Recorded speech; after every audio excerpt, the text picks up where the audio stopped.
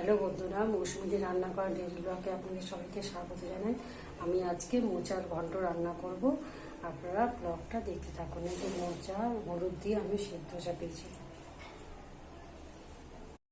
তেল দিলাম, দিয়ে এবার তার মধ্যে শুকনো লঙ্কা গোটা দিয়ে সঙ্গে দিলাম।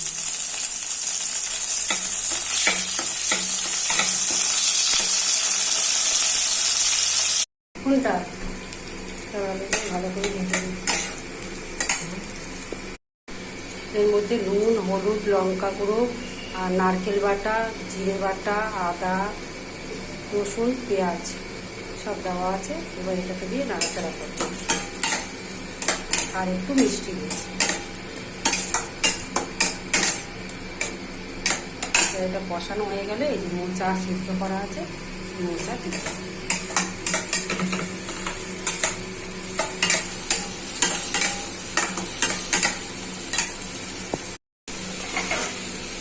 মোচা সেদ্ধটা দিচ্ছি।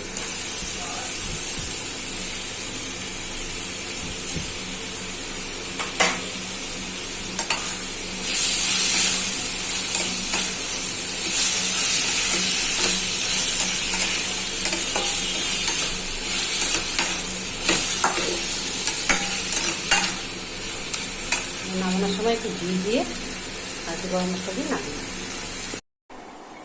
বন্ধুরা, আমার মোচার ঘন্ট রেডি।